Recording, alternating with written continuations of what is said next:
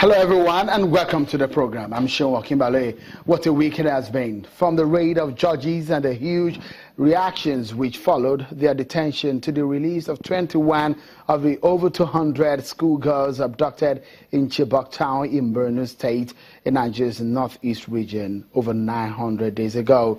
Intriguing interview of the wife of the president with the BBC about her concerns on the manner in which her husband had gone about some appointments in government.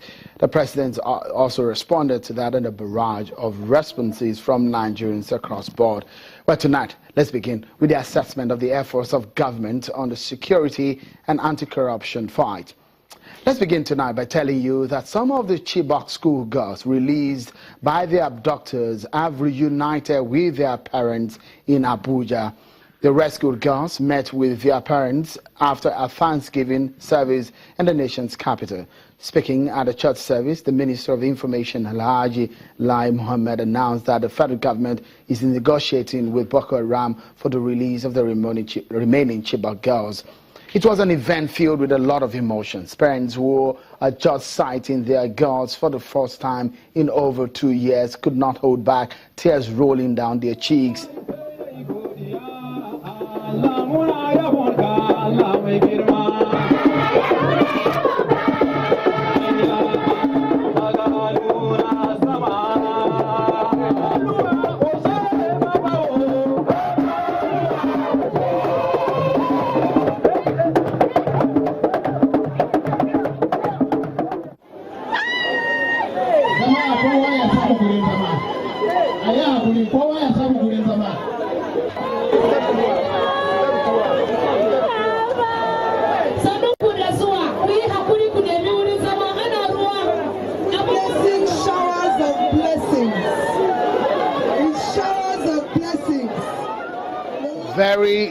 Very emotional indeed when those girls met with their parents for the first time in a long time.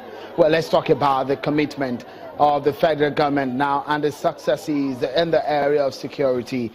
But joining me to discuss this in the studio is the 2015 presidential candidate of the National Conscience Party, Engineer Martins Onovo. Many thanks for coming on the program. Thank you very much. First and foremost, three major things that the president says the mandate of his government, the part of the promises was fighting corruption, security, and the welfare of Nigerian citizens. And you look at the issue of security now, the release of the Chibok schoolgirls. How would you assess these development in the area of security of the federal government? Well, the first thing is that we must thank God for these 21 girls. We must. If we even got one back, we should thank God. Now we even have hope that we can get all back. And we have to pray that we get all back. And we have to encourage the government to do whatever it did to get this 20 back, to get the remaining nearly 200 back. Because there's clearly, if you're using the 276 number we have seen, and about 77 are back, you have more than 180. So we have to pray, and we have to encourage the government to do whatever it did to get this 21 back, to get a lot more back. The government has said Nigerians must be cautious about what they say and how they say it, so that those other girls, many of them who are still held in captivity, would return safely. But if you look at the manner in which the federal government has prosecuted these areas of security as part of the spine of his agenda and the mandate of his government, how would you rate the federal government in this sense? Well, you see, I will first use one word, very mediocre. Very, very mediocre.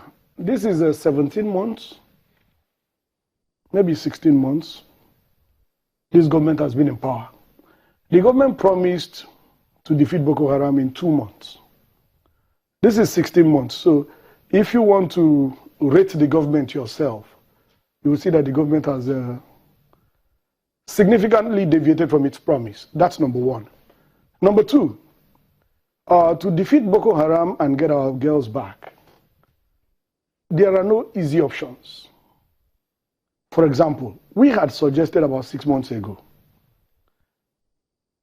that we needed to negotiate with Boko Haram and accept some of the terms. Particularly, we had insisted that after 2 years of having our girls with them, it was time to do something drastic, which included exchange. Exchange some of the Boko Haram detainees for the girls. Because you can't continue to be idealistic and then achieve nothing. I mean, the danger of releasing these the detainees and Boko Haram fighters to the Boko Haram sect, one we wonder, wouldn't that pose more danger to the society? No, because you have debriefed them. You have debriefed them. The major purpose of capturing them was to debrief them in terms of get as much information as you can. Would that be all? What about prosecution? No, that's not all. Because of the harm they've You're very right. You're very right. What about prosecution? That's very right. But will you rather achieve prosecuting them and lose your children? You remember what I said? What about? Remember what I said? No easy choices.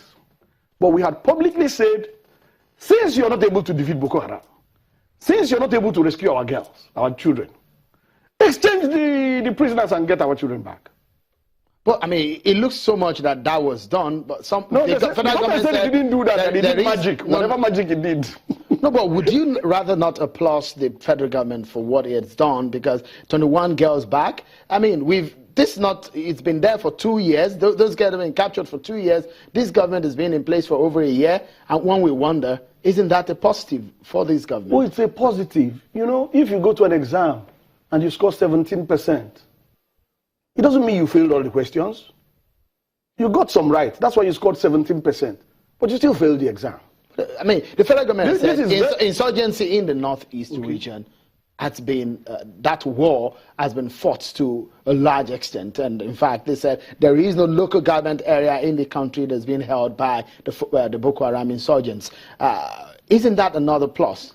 I don't know about local government headquarters, because if you also decide to believe the propaganda machinery of this government, you could be misled. Let me give you an example.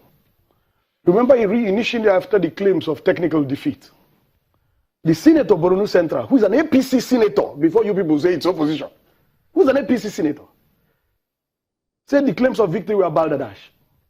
The US Congress in its report said Boko Haram, as at that time, was still holding sufficient territory. Then immediately after the technical defeat, less than 4 weeks, Boko Haram attacked the GOC 7 Divisions convoy and killed one of his men. A defeated Boko Haram attacks the GOC commanding the entire division, 7 Division. Excuse me, I just want to tell you something about this government propaganda. We need to be careful with it. The government has lost credibility because it has continued to repeat false propaganda like the one I told you. Because the underlying statement is that the Boko Haram insurgents, and you also will rather agree that they're not capable of the magnitude of kind of attacks they were capable of 2-3 years ago. Well, with the media censorship, I'm not in a position to say that is very true. With the media censorship. Now, if you say that... When you say media censorship, I'm coming. One will be asking, let's deal with what one. do you mean exactly? No, let's deal with one. No, you mentioned media censorship. Let's deal with one before you... Okay, go ahead, please. You know, I talked about propaganda. And then I said, after you had technically defeated Boko Haram attacks the GOC, attacks his convoy, kills one of his men. Now, a Boko Haram that can attack the convoy of a GOC, a general, commanding a division, on the front line, that Boko Haram can attack the studio. That Boko Haram can attack a primary school. God forbid. That Boko Haram can attack what do you call it? A local government headquarters. If he can attack the convoy of a GOC after you have defeated it. So it is very clear that the government has depended so heavily on propaganda. And that's also a distraction to the government itself, because it is focused too much on propaganda instead of focusing on the actual results. When you say it's propaganda, isn't that going to be unfair to the military who are working there? Because our correspondents are on the ground in Adamawa, Borno State. Borno State majorly, where we visited a lot of these communities that were being held. I had visited the 3 states in these in the eye of this insurgency, and I know what it was, and compared to what it is now, things are totally different. But can you take away? It would be quite unfair if you say it is all propaganda. Hold on. The success that we've seen. No. That's a mistake. You're misrepresenting my position. I said I do not want to believe the government propaganda machinery because it has lost credibility. And I give you one major instance. You have defeated Boko Haram. It attacks the GOC thereafter. Well, if that doesn't convince you that there's some element of deceit, well, that's my personal opinion. If you make comparison between some of the insurgents that we have seen in this part of the world and in for example, in America and Europe, and we've seen several attacks. We've seen it in France. Even on the American soil, yes, there are capabilities of insurgents exactly on their own soil. And would you say that the government is propaganda? Hold on. On the propaganda campaign. Hold on. To say that immediately after the attacks, within 48 hours, we even knew who conducted the attacks. Don't compare, please. Don't forget I was trained in the US also. Don't compare. After 48 hours, you had photographs of it is Mr. A, it is Mr. B. You had videos of the people at the airport. You had enough information to show that the security establishment was robust. So don't compare that, please. Now, if you look at what happened in France, less than 72 hours, they knew who was involved, what he had been doing in the last 72 hours. When he got to the airport, where he was, the security establishment is very robust. I am not saying that we have not made any progress against Boko Haram. No, far from it. But I'm saying that if as a people we continue to accept mediocrity, mediocrity will remain our lot. And you look at the structure of the military before now, and is there any form of progress in terms of sanitizing the military formations and their system? Let me tell you, the Nigerian military has been very effective historically. The problem is not the military, the problem is the political leadership. The Nigerian military historically has been very effective. Check it.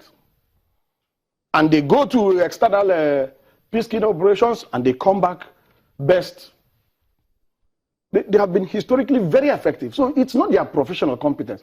You see, there's a political maxim that says everything rises and falls on leadership. And I think it is significantly correct that everything rises and falls on leadership. So it's not the military leadership, it's the political leadership that we're talking about. Because we've seen the same military in Nigeria that were literally running away from the insurgents. And we are now seeing a military that is somewhat facing and chasing away the military from our soil. Excellent. Before that, and that's why I said blame the political leadership.